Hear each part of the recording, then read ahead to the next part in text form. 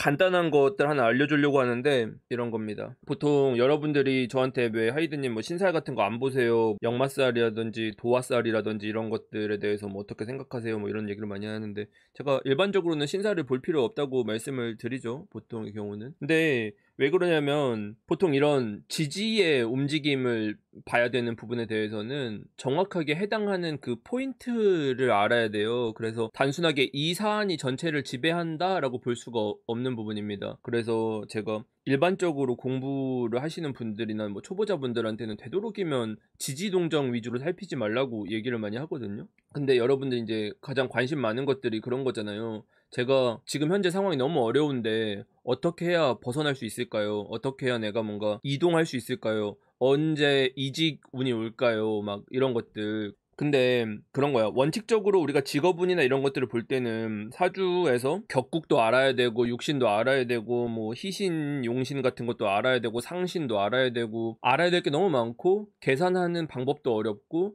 그게 내가 계산이 맞았는지 틀렸는지도 모르고 실제 해봤는데 틀리는 경우도 많고 그러니까 일반인들이 뭔가 이 약효가 자기가 공부를 하고 실제 딱 실행을 딱 해봤었을 때 이 효능감이 들어야 되는 거잖아. 우리가 사주를 하면서 뭔가 잘 본다, 사주가 신통하다 약간 이런 맛이 있어야 되는데 그런 맛을 내기가 어렵죠. 애지간히 공부를 오래 하지 않고서는. 그래서 제가 컨텐츠를 하든지 강의를 하든지 주로 짜는 것들이 당장 효능감을 느낄 수 있는 방식들을 어떻게 해야 최소한의 시간을 들이면서 알아낼 수 있을 것인가에 대한 얘기를 많이 하잖아요. 오늘 알려드릴 것도 그런 비슷한 맥락인데 사람들이 답답한 상황이라는 것들은 내가 현재 상황에 머물고 있는 거예요. 그러니까 현재 상황에서 자리를 잡아버린 거야. 그 자리 잡은 상황이 좋은 자리였다면 내가 만족하면서 행복하게 살아가겠죠? 근데 현재 머문 자리가 불만족스러우니까 이동을 물어보잖아. 선생님 언제 이직할 수 있어요? 저 퇴사하고 뭐 이렇게 가려고 하는데 가능할까요? 아니면 저 해외에 나가려고 하는데 가능할까요? 막 이런 종류 얘기들 있잖아. 뭐 크게는 직업적으로는 그렇고 현재 만나는 사람이랑 어떻게 하면 뭐 이때 헤어질까요? 아니면 새로운 사람 만날 수 있을까요? 하는 것들에 대한 얘기들이야. 내가 오늘 알려줄 것들을. 아시겠어요? 그럼 원국에서 이 현재 상황을 벗어나고 싶어 하는 사람들의 이유들이 여러 가지가 있어요. 그 중에서 제가 다 알려드릴 수는 없고 오늘 그냥 간단하게 봅시다. 보통 우리가 사주에서 역마살이라고 말하면은 인신사해를 말하죠. 인신사해를 역마라고 합니다, 우리가. 근데 뭐 말이 인신사해지 사실 인이라는 거는 목이고 신이라는 건 금이고 사는 화고 해는 수죠. 그러니까 답답한 구조들이 많이 있잖아요. 뭐 여러 가지 상황에서 답답한 구조들이 올 텐데 보통 그런 거잖아요. 사주의 원국에서 그냥 이런 게 있으신 분들은 선생님 저 역마살이 있는데 해외에 나가게 될까요? 이런 것도 많이 물어보잖아. 근데 제가 항상 말씀드리는 게 천간이라는 것은 그냥 그 자체만을 가지고도 해석할 수 있는 여지가 되게 많은데 지지라는 건 다른 글자랑 배합이 되지 않으면 움직이지 않습니다. 여러분들이 생각하는 것처럼 이렇게 작동하지 않아요. 글자가. 그러면은 바꿔 말해서 여러분들 사주에 인신사해라는 글자들이 있으신 분들이 역마살이 이렇게 있지 않아요. 이 역마살이 있으려면 이 글자들이 움직이게 해야 돼요. 움직이게 한다라는 거는 방향성을 잡고 가게끔 만들어야 된다는 뜻이에요. 개념이. 그래서 여러분들이 이것 때문에 계절을 공부해야 되는 거고 방합이라든지 삼합이라든지 이런 것들을 공부를 해야 되는 거예요. 나중에 이런 배합들을 조정하기 위해서. 그러면은 이 인이라는 글자가 있는 사람들은 어떻게 해야 이 인이 실제로 발동을 하느냐. 간단한 거예요. 인이라는 거는 계절로 치면 인, 묘, 진이 한 세트죠. 신은 신유술이 한 세트죠. 가을이니까 사는 사음이고 해는 해자축이고.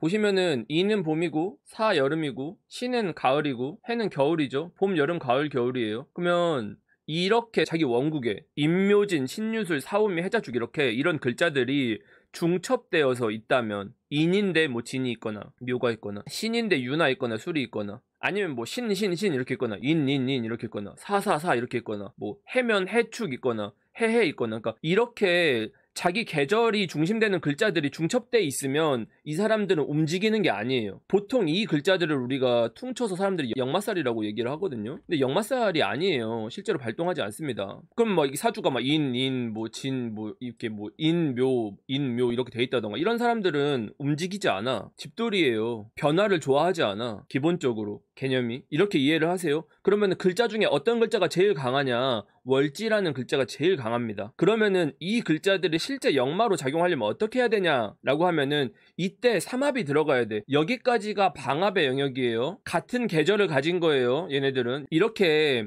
내 사주 원국이 이 방합으로 묶여 있으면은 내가 해당하는 계절에 묶여 있는 거야. 계절에 묶여 있다는 건 뭐야? 봐봐.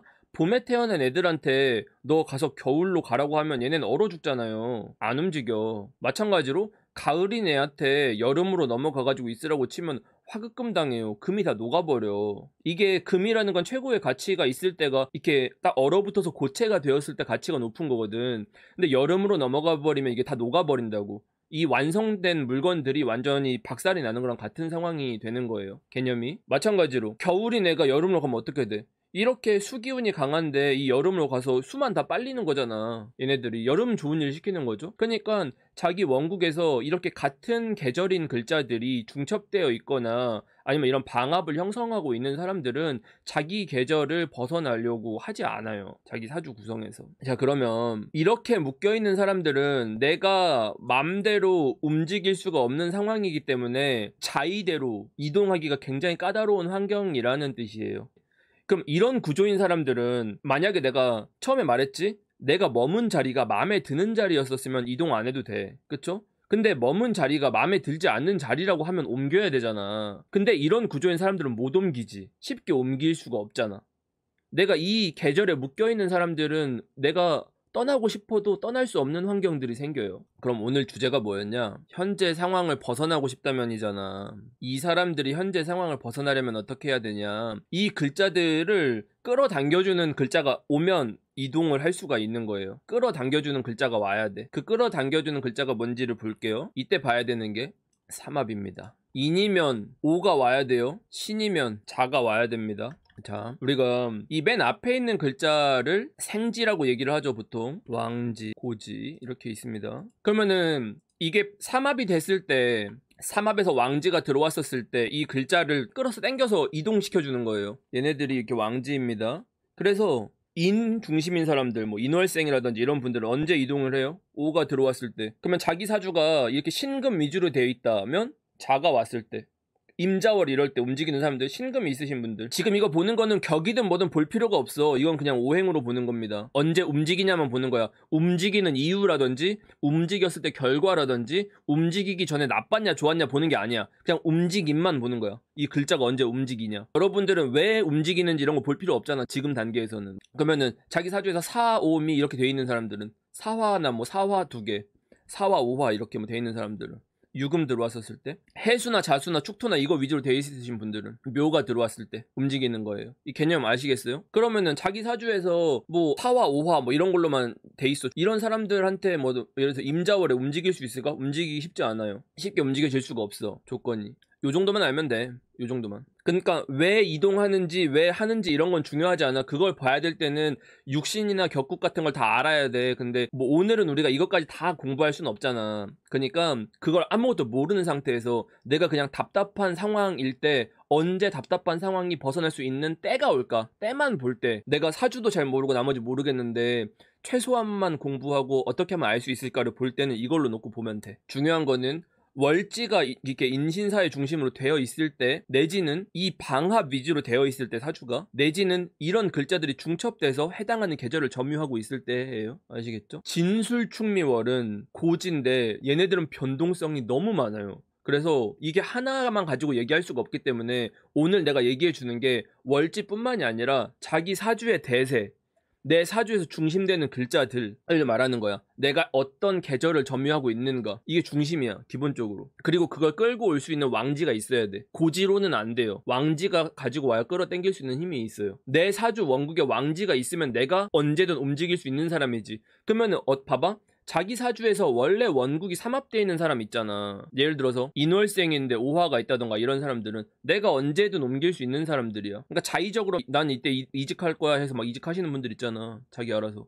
그런 분들은 그런 방식으로 활용을 하는 거야. 내가 이게 단순하게 지금 이 현상을 가지고 여러분들한테 이 현상에 대해서만 보는 방법을 알려드린 거지, 어떤 사람이 힘들고 왜 힘들고 언제 유리하고 불리하고는 다 뺀 거예요. 그냥 여러분들이 어떤 때를 봐야 될 때는 이렇게 보는 거야. 아셨죠?